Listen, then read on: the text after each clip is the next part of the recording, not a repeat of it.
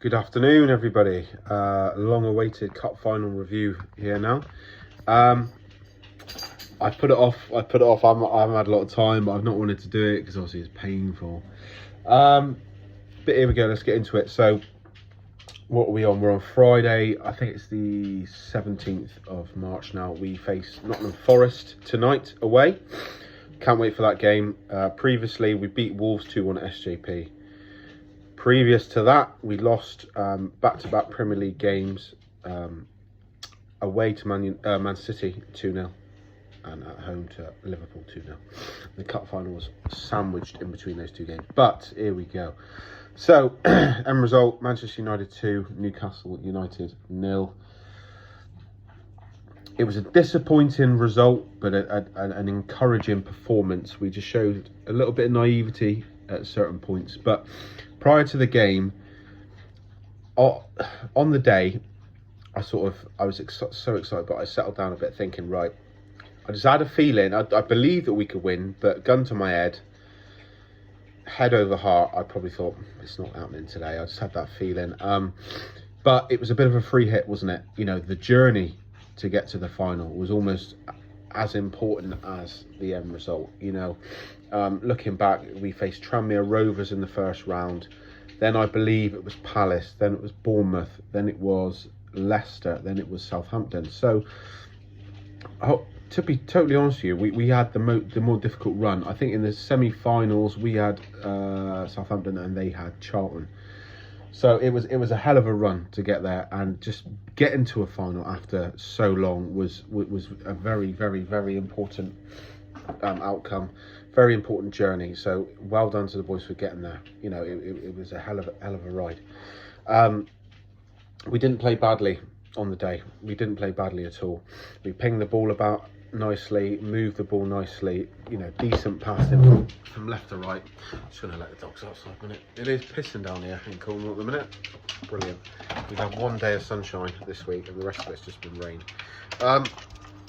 Yeah, we pinged the ball around nicely. It reminded me, you know, because I've been following football fairly religiously probably since 2006, properly.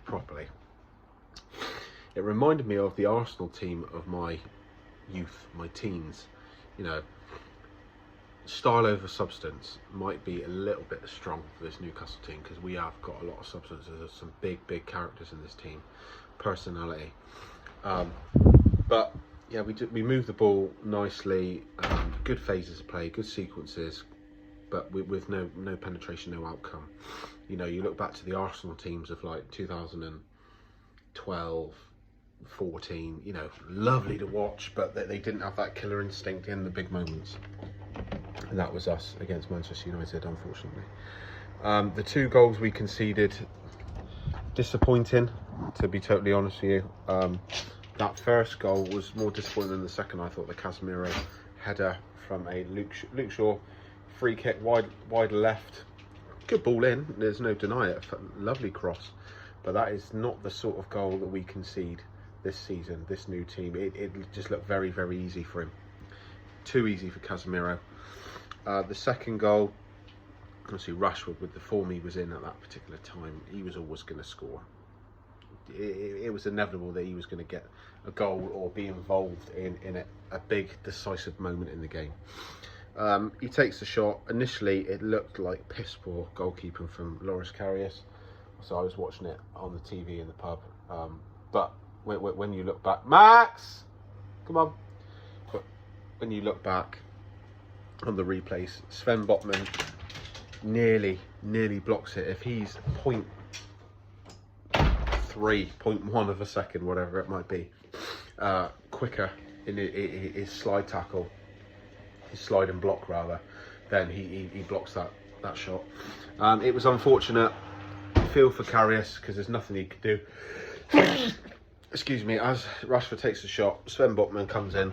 It bounces up off of Botman's shin over Karius. He is probably crouched there thinking, this cannot be happening again to me. But other than that, I thought Karius did well. Blocked a few good shots, claimed the ball well in his area, done decent at corners. You know, some decent saves from range, etc. No one played badly on the day. You look back to the main chances we had. Sean Longstaff, wide right, drives in a lovely ball across the box. Callum Wilson will be looking back thinking I should have been on the end of that. It breaks free to Maxi. Does a wonderful little flip-flap, sort of inside turn. Takes a touch, shoots, and it's like, oh, hey. It was a difficult angle to shoot from, no doubt about it, but it's like, oh, what could have been? Dan Byrne had a lovely header in the first half. I think Joe Linton had a chance in the second half.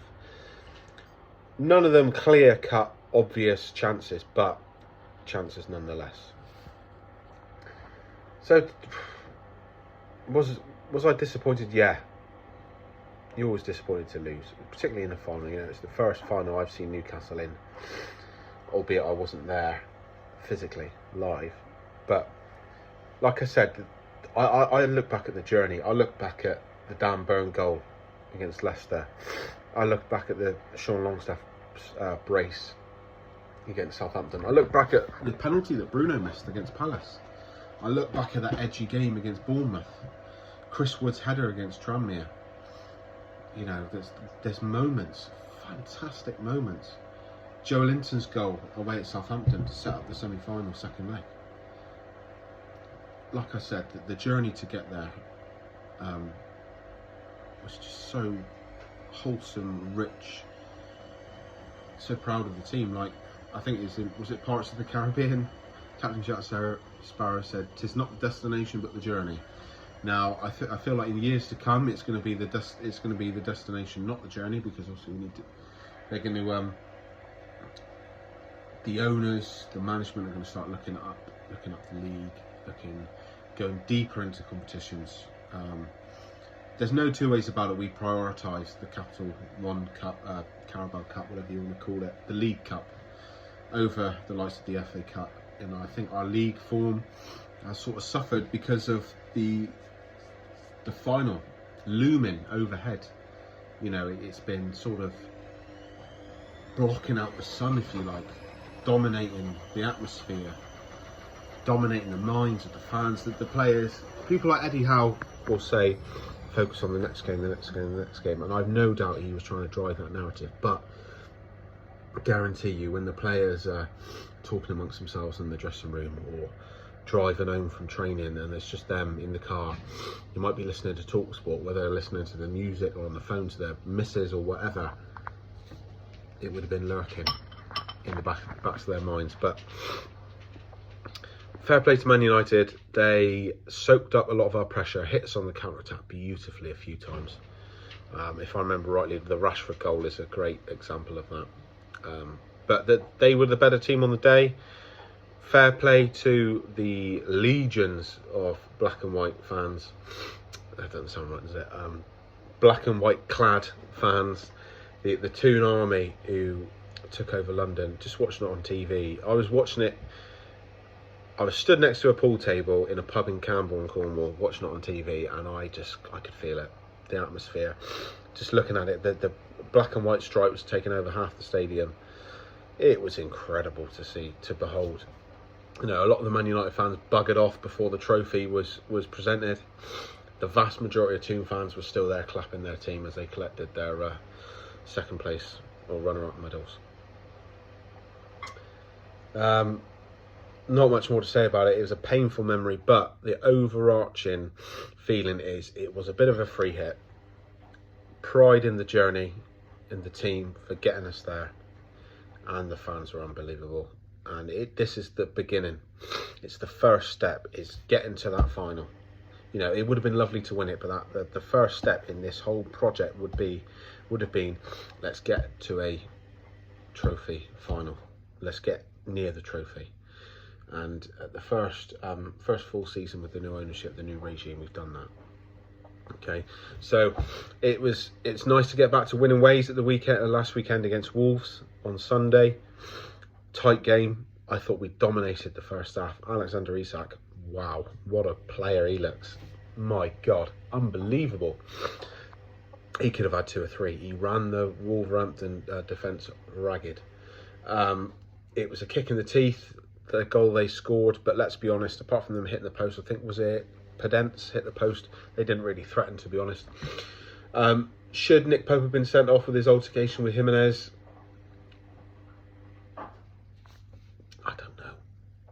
I don't know.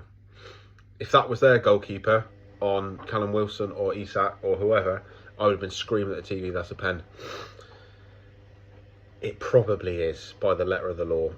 I would have felt it was harsh, because I feel like Nick Pope draws his arm back, and it would have been soft anyway, because he's a professional athlete, you know, meant to be robust individuals. But seeing how soft professional football is nowadays, it probably was. So we got away with that one. We got away with one there, but that sort of makes amends for Nick Pope's one against Liverpool. I know that's totally different. I know the referee had no choice, but it was nice to see a bit of, you know, him get away with one. And we had, particularly earlier on in the season, every decision was going against us. So we're level now.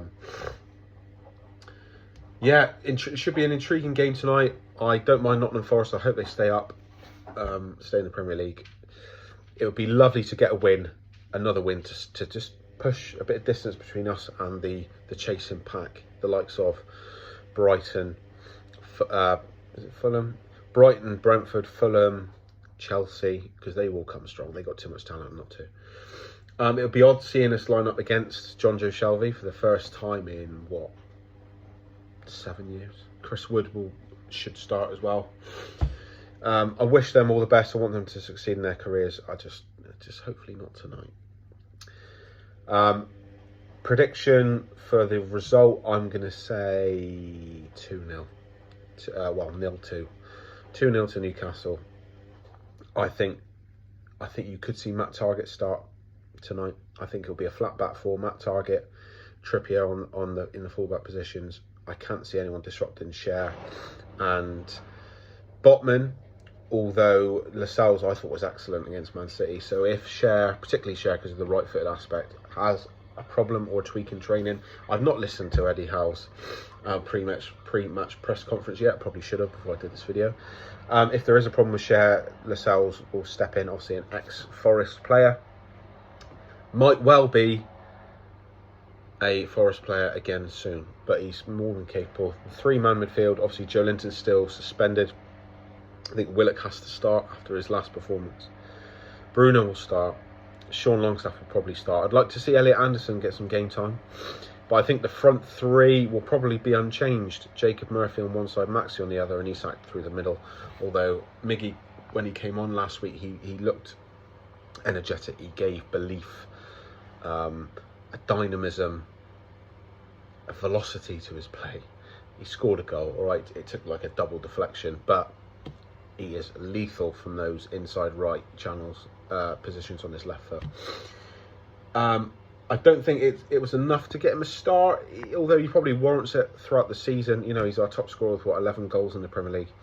However, I don't think it would hurt just to give him another rest and just not play mind games with him. But Eddie will say, look, you still need to, you know, he went off the ball a bit, didn't he? So Jacob Murphy, I love him to play in these sort of games against old school traditional Premier League clubs, Leeds, Nottingham Forest, you know, those sort of teams. So hopefully he does well. I'd love to see Maxi and Isak link up again. They linked up really well against Wolves on that left hand side. The only downside to that was there was no one through the middle, so we're gonna have to make sure that it's probably most likely Joe Willock because of his pace and his legs. If those two link up on the left hand side, he and Murphy have to occupy the box to give him options. And then if Murphy gets dragged into the box, the ball goes over the top, Trippier will be there to pick it up and whip in another worldly cross, hopefully.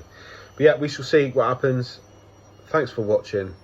I do apologise that it's a very brief video on the final. I left it too late really, but away the lads, up the toon. Thanks for watching. Bye bye.